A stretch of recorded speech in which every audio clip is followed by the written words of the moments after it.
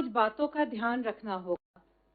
सभी राज्य तथा केंद्र शासित प्रदेश अपने नोडल प्राधिकारी नियुक्त करेंगे जो ऐसे फंसे हुए लोगों की आवाजाही के लिए स्टैंडर्ड प्रोटोकॉल विकसित करेंगे।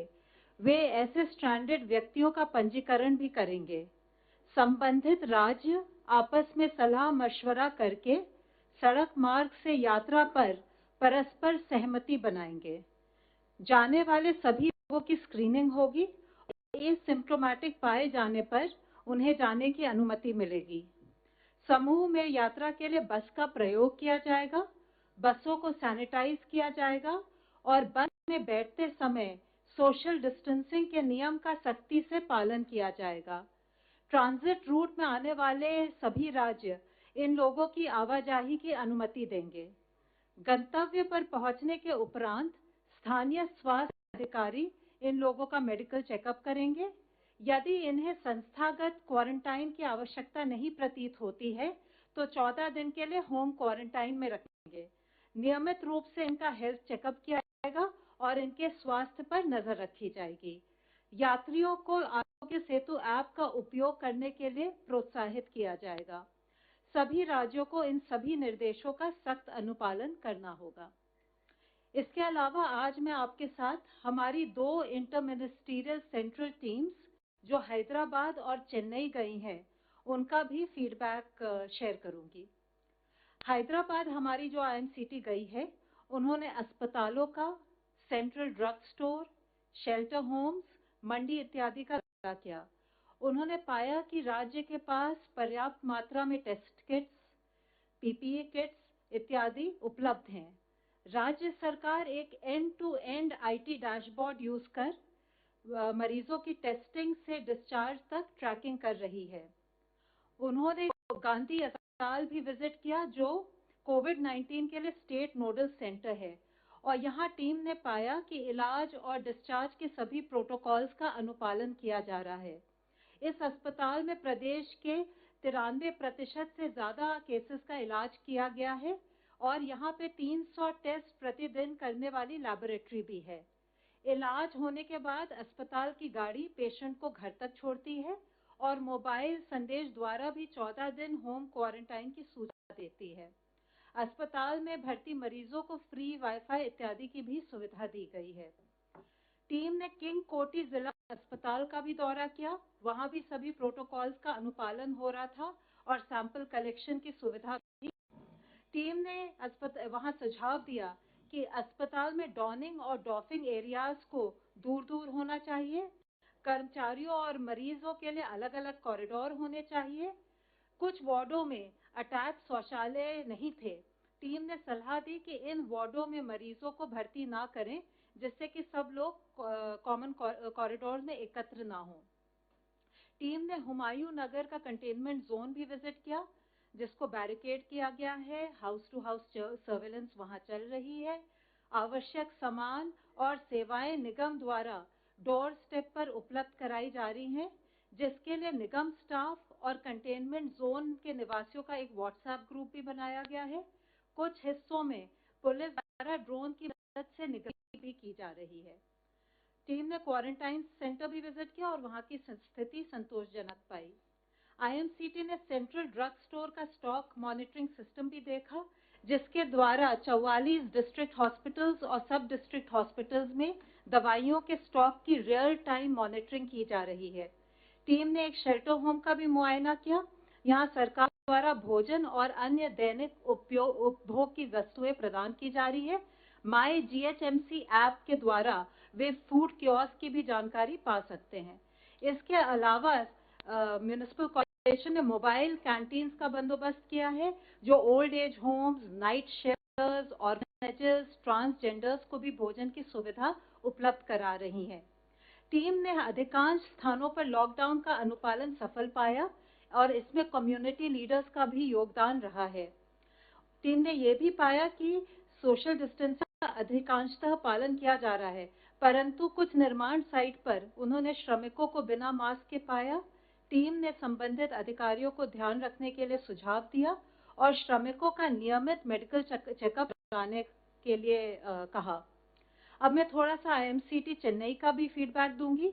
आईएमसीटी चेन्नई ने कंट्रोल रूम्स, विभिन्न विभागों के helpline, call centre facilities, containment zones, quarantine centre, Covid और गैर कोविड अस्पताल, PDS shops, bank, medical shops, children home, old age homes, fisherman की बस्ती, स्लम्स, रिलीफ कैंप, इंटरस्टेट और इंटर डिस्ट्रिक्ट बॉर्डर्स का दौरा किया और विभिन्न स्टेक होल्डर्स के साथ चर्चा की।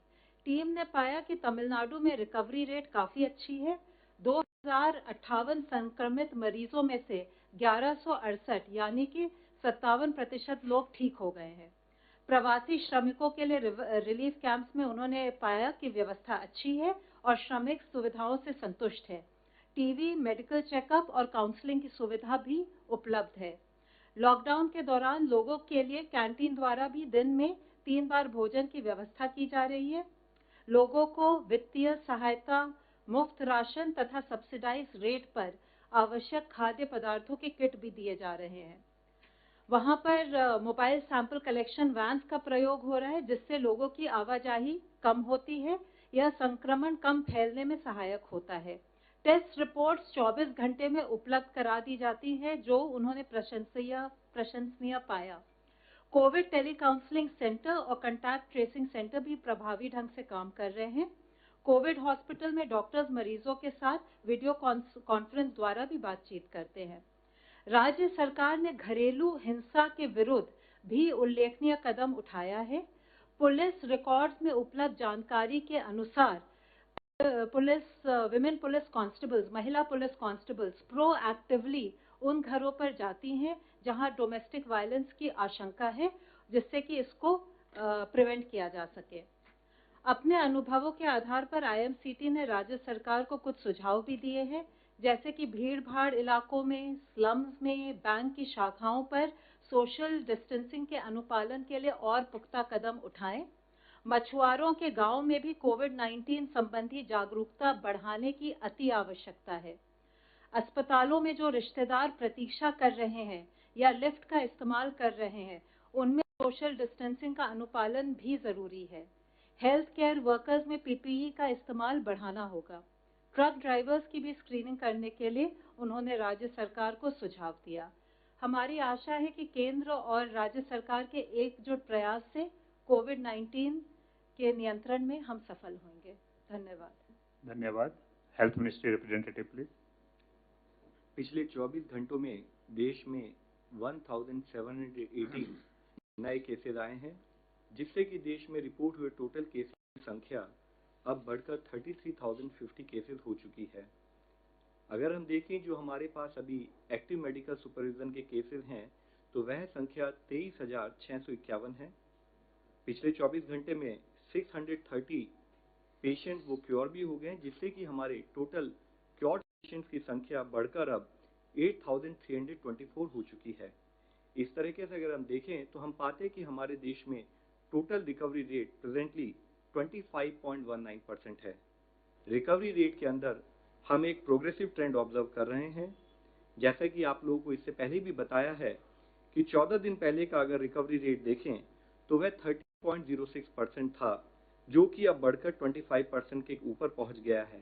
यह एक बहुत ही पॉजिटिव साइन है।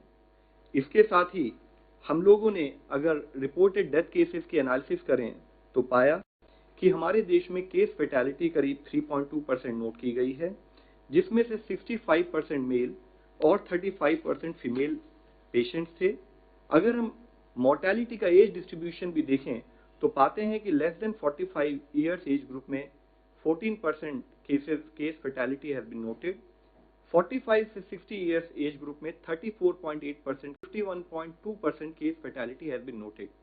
उसमें भी अगर हम देखें कि 60 प्लस एज ग्रुप को अगर हम दो भागों में डिवाइड करें तो 60 to 75% में 42% case fatality has been noted, और अबव 75 ईयर्स में भी हमारे पास 9.2% केसेस में केस फेटेलिटी नोट की गई है। इसके साथ ही 78% केसेस में जो डेथ रिपोर्ट हुई हैं उनमें कोमॉर्बिडिटीज भी पाई गई हैं। यह हम आप लोगों की दृष्टि में इसलिए लाना चाहते हैं कि कोविड-19 के संबंध में बोथ एल्डरली एज और कोमॉर्बिडिटीज रिस्क फैक्टर्स के रूप में पाए गए हैं। अगर हम देखें तो देश का डबलिंग रेट जो कि लॉकडाउन से पहले 3.4 पर था, वह प्रोग्रेसिवली बढ़कर अब 11 दिन हो गया है और कई स्टेट्स उस संबंध में अच्छा परफॉर्म कर रही हैं। जैसे कि अगर हम देखें कि जो स्टेट देश के डबलिंग रेट से बेटर परफॉर्म कर रही हैं, यानी कि वहां पर केसेस की डबलिंग 11 दिन से भी ज्यादा हो रही है, 11 से 20 दिन के बीच में देखें तो हम देखते हैं कि दिल्ली में, उत्तर प्रदेश में, जम्मू कश्मीर में, उड़ीसा, राजस्थान, तमिलनाडु, पंजाब, इन स्टेट्स में डबलिंग रेट 11 से 20 दिन के बीच में पाया गया है। साथ ही 20 से 40 दिन का डबलिंग रेट कर्नाटका, लद्दाख, हरियाणा, उत्तराखंड और केरला में देखा गया है। इसके साथ ही कुछ स्टेट्स में अब 40 डेज का भी डबलिंग रेट नोट किया गया है, वह है आसाम, तेलंगाना, छत्तीसगढ़ और हिमाचल प्रदेश। यह बात मुख्य है कि हमें समझना चाहिए कि ओवरऑल स्टेट का डबलिंग रेट अच्छा होते हुए भी हो सकता है कि उस स्टेट के कुछ जिलों में केसेस का डबलिंग रेट हाई हो। तो इसके लिए जरूरी है कि हम लोग ये ऑब्जर्व करें, ये इंश्योर करें कि हमारा जहां एक ओवरऑल देश का डबलिंग रेट बढ़े, यानी कि कम दिनों में ज्यादा दिनों में केसेस का डबलिंग हो, उसी हिसाब से हम अपने आइडेंटिफाइड हॉटस्पॉट्स में कंसंट्रेटेड वे में काम करें ताकि हम ओवरऑल डिजीज को इस देश में कंट्रोल कर सकें। इसके साथ ही स्वास्थ्य मंत्रालय की तरफ से हमने सब स्टेट से फिर से डिस्कस किया, उनको रिक्वेस्ट किया है कि कोविड-19 के केसेस को मैनेज करते समय हम ये भी इंश्योर करें कि non Covid related essential services सभी लोगों को प्रोवाइड की जाती रहें। नॉन कोविड इसेंशियल सर्विसेज से संबंध में ऑलरेडी 20 अप्रैल को एक डिटेल्ड गाइडलाइन जारी की गई थी, जिसके तहत हमने कहा था कि वह मैटरनल और चाइल्ड हेल्थ सर्विसेज हों, इम्यूनाइजेशन सर्विसेज हों, कम्युनिकेबल डिजीज जैसे tuberculosis, leprosy, vector borne diseases जैसे डेंगू, या साथ ही नॉन कम्युनिकेबल डिजीज जैसे कैंसर, डायलिसिस, ऐसी जो भी डिजीजेज हो उनकी सर्विसेज भी रेगुलरली लोगों को प्रोवाइड करती रहनी चाहिए। मिनिस्ट्री ने डायलिसिस के लिए एक स्टैंडर्ड ऑपरेटिंग प्रोटोकॉल भी 7 अप्रैल को जारी किया था। साथ ही 9 अप्रैल को ब्लड डोनेशन और ट्रांसफ्यूजन से रिलेटेड सर्विसेज के लिए भी डिटेल्ड गाइडलाइंस जारी की थी। माननीय स्वास्थ्य मंत्री जी ने भी सभी राज्यों के स्वास्थ्य मंत्री को लिखकर कहा था कि थैलेसीमिया, हीमोफीलिया या सिकल सेल एनीमिया जैसे ब्लड डिसऑर्डर्स हैं, उनके लोगों को क्योंकि रेगुलर ब्लड ट्रांसफ्यूजन की जरूरत है, तो ये इंश्योर किया जाए कि उनको प्रॉपर और अनइंटरप्टेड वे में ब्लड ट्रांसफ्यूजन सर्विसेज मिलती रहें। राज्य में ये भी कहा गया है कि प्राइवेट क्षेत्र के कई अस्पताल अपने रेगुलर पेशेंट्स को डायलिसिस, ब्लड ट्रांसफ्यूजन, कीमोथेरेपी और इंस्टीट्यूशनल डिलीवरी जैसी क्रिटिकल सर्विसेज को देने में किसी कारणवश भय की वजह से या लैक ऑफ अंडरस्टैंडिंग की वजह से कभी कभी संकोच कर रहे हैं। वह इस डर से अपने हॉस्पिटल और क्लिनिक्स को भी बंद कर रखे हुए हैं। उन स्थानों पर कई जगह पर देखा गया है कि वह सर्विस प्रोवाइड करने से पहले टेस्टिंग के लिए भी इंसिस्ट कर रहे हैं। इस विषय में यह हाईलाइट किया जाता है कि जिन भी क्रिटिकल सर्विसेज की देश में आवश्यकता है, सभी हेल्थ फैसिलिटीज विशेषकर प्राइवेट सेक्टर ये फंक्शनल बनी रहे और किसी भी पेशेंट को किसी भी तरह की कठिनाई का सामना ना करना पड़े। गृह मंत्रालय ने 15 अप्रैल के अपने आदेश में भी यह स्पेसिफिकली हाईलाइट किया था कि लॉकडाउन की अवधि में सारी हेल्थ सर्विसेज फंक्शनल रहें। कोविड-19 टेस्टिंग के संदर्भ में यह हाईलाइट करना बहुत आवश्यक है कि कोई भी हेल्थ फैसिलिटी जो भी किसी को टेस्ट प्रेस्क्राइब करे वह प्रोटोकॉल के हिसाब से होना चाहिए, उसके अनुसार होना चाहिए। हमें एडिशनल टेस्टिंग प्रेस्क्राइब कर किसी को सर्विस रिफ्यूज नहीं करनी है। साथ ही हमें यह इंश्योर करना है कि पर्सनल प्रोटेक्शन इक्विपमेंट और उसके साथ ही इन्फेक्शन प्रिवेंशन कंट्रोल से रिलेटेड सभी गाइडलाइंस बोथ गवर्नमेंट और प्राइवेट सेक्टर में सब तरीके से फॉलो की जाएं। हेल्थ मिनिस्ट्री ने 20 अप्रैल को नॉन कोविड फैसिलिटीज में, नॉन कोविड हेल्थ फैसिलिटीज में अगर कोई कोविड-19 का पेशेंट कन्फर्म पता लगे तो उसको कैसे मैनेज करना है, उससे संबंधित भी डिटेल्ड दिशा निर्देश जारी किए थे, जिनके तहत डिसइंफेक्शन के बाद ऐसी हेल्थ फैसिलिटीज में सर्विसेज कंटिन्यू की जा सकती हैं। इन गाइडलाइंस को ट्रू लेटर और स्पिरिट में इंप्लीमेंट करना बहुत जरूरी है ताकि हमारी हेल्थ फैसिलिटीज प्रोलॉन्ग समय के लिए बंद ना रहें। और साथ ही प्रोफाइलैक्सिस के रूप में हाइड्रोक्सिल क्लोरोक्विन का इस्तेमाल किया जाए, जिसके संबंधित डिटेल्ड एडवाइजरी भी ऑलरेडी जारी की जा चुकी है। और साथ ही क्लोरोक्विन की सफिशिएंट अवेलेबिलिटी भी फील्ड पर इंश्योर की गई है। सभी लोगों से रिक्वेस्ट है कि हर तरीके से सर्विस सुचारू रूप से चलती रहे। हमारी हेल्पलाइन भी, जहां पर भी अगर कोई डिनायल ऑफ सर्विस रिलेटेड कोई कंप्लेन या कोई इशू रेज होता है, तो वह भी स्टेट गवर्नमेंट के कोऑर्डिनेशन से करते हुए इसको सॉल्व करें, इसको सॉर्ट आउट करें और किसी को भी इसेंशियल क्रिटिकल सर्विसेज के लिए इनकार ना किया जाए। धन्यवाद। धन्यवाद। पहला ऑनलाइन क्वेश्चन हेल्थ मिनिस्ट्री के लिए है। Rapid antibody test kits are being sold in the market at a higher price for private use. What steps the ministry can take so that it does not happen that the people are selling at a higher price? Sir, rapid diagnostic test के विषय में हम कई बार इससे पहले discuss कर चुके हैं। इनका बड़ा लिमिटेड रूल है in terms of epidemiological understanding और सर्विलेंस, और इसके तहत ही ICMR इसको पूरा कोऑर्डिनेट कर रही है, स्टेट गवर्नमेंट के साथ कोऑर्डिनेट करते हुए इसको वह गाइड कर रही है कि कैसे रैपिड डायग्नोस्टिक किट्स अगर यूज की जाए तो किस तरीके से यूज किए जाएं। इसके लिए ये समझना बहुत जरूरी है, मुख्यतः हमारे को जन जरूरत है कि सबसे पहले हम ये इंश्योर करें कि इसका बहुत लिमिटेड पर्पस है। एंटीबॉडीज बनने में समय लगता है और एंटीबॉडीज का इससे केवल ये आइडेंटिफिकेशन होता है कि अगर इसकी एंटीबॉडीज उस मनुष्य में बनी या नहीं बनी है। As far as testing and treatment protocol is concern, उसके लिए हमें RT-PCR टेस्ट को ही यूज करना है।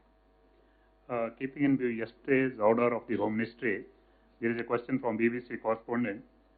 Getting stranded migrant laborers from far off places, it is not possible to transport them by buses. Many state governments have asked for running of the special trains. Is the government of India or the Home Ministry considering to consider this proposal?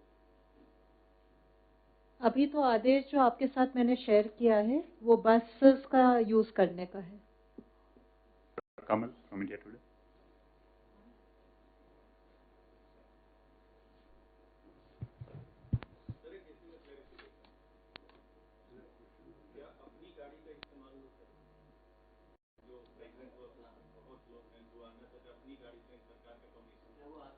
I think Home Ministry can clarify, but the beginning. The order is very clear. It's about groups of persons. You have to take the permission from the starting point as well as coordinate with the ending point. That is normally the procedure.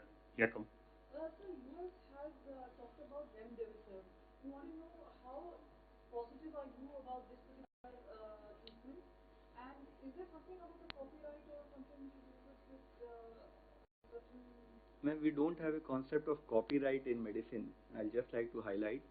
And remdesivir is one of the medical protocol which is being examined world over. And beside that, there are other protocols which are being considered. I have highlighted it in earlier times also. So based on how the situation emerged, because as of now there is no confirmed treatment in terms of identification that this is the particular treatment protocol which has to be followed. All are still under examination. If you are talking about remdesivir, so it is also one of the study which has got published, which also was done by United States National Institute of Allergic and Infectious Diseases.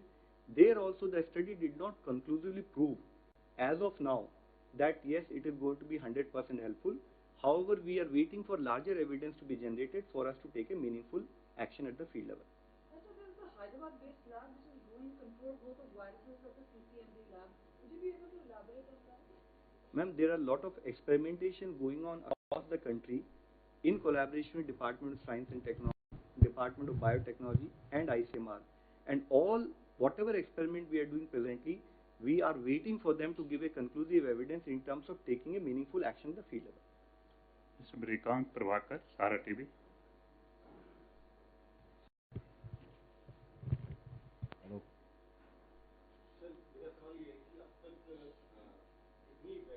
या कितनी medicine आप लोगों के पास trial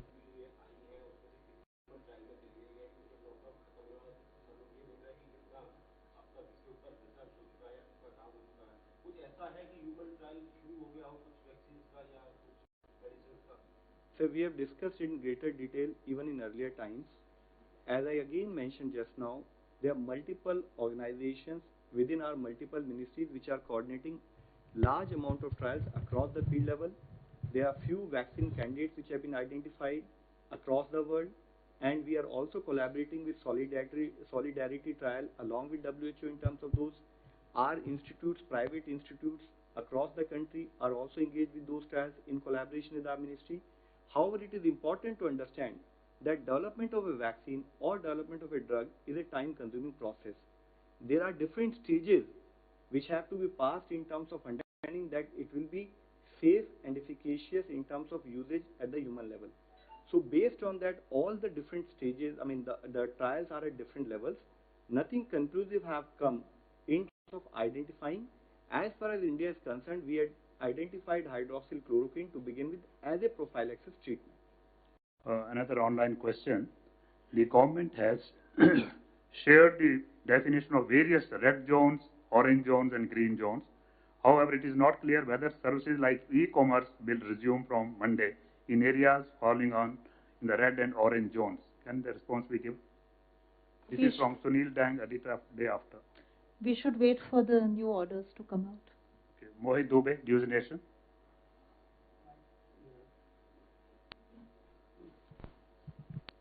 sir hello sir, मेरा सवाल आपसे है कि जो आपने अभी स्थितियां बताई हैं कि लगातार जो कोरोना संक्रमण है वो कहीं ना कहीं कम होता जा रहा है, जो प्रदेशों की जो स्थितियां हैं वहां पे भी परफॉर्मेंस ठीक है, तो क्या लॉकडाउन का जो वक्त है वो 3 तारीख तक ही है? हेल्थ मिनिस्ट्री क्या एडवाइस करेगी कि क्या आने वाले दिनों में लॉकडाउन को बढ़ाया जाए, क्योंकि पूरा देश जानना चाहता है कि लॉकडाउन की स्थितियां आगे क्या होने वाली हैं? Sir, from health ministry side, we are very clear. We have to ensure कि जो एक physical distancing जो concept है, उसको हम एक behavioral change के रूप में अपनी जो अपनी रेगुलर प्रतिचर्या है जो है उसमें उसको इंक्लूड करें, ताकि हम चेन ऑफ ट्रांसमिशन को ब्रेक कर सकें। उसके साथ ही उतना ही जरूरी है कि हम कंटेनमेंट मेजर्स पर फोकस करें। जैसे मैंने आपको बताया है, हमारे यहाँ कुछ सक्सेसेस हैं, काफ़ी अच्छी सक्सेसेस हैं, उसके साथ ही हमारे यहाँ कुछ एरियाज ऑफ कंसर्न भी डेवलप होते हैं। तो हम स्टेट्स के साथ कोऑर्डिनेट करते हुए जो भी हमारे एरियाज है जहाँ पर कि ज़्यादा केसेस पाए जा रहे हैं, वहाँ पर both physical distancing as well as containment measures पर कोऑर्डिनेट कर रहे हैं। Online, in fact, it's not a question, it's a suggestion to the Health Ministry that Health Ministry should make public the list of all dedicated COVID hospitals across India so that the patients know where to go. But I think this has been discussed earlier. Prashant, AVP News. Okay. So last question from Ashok, ANI.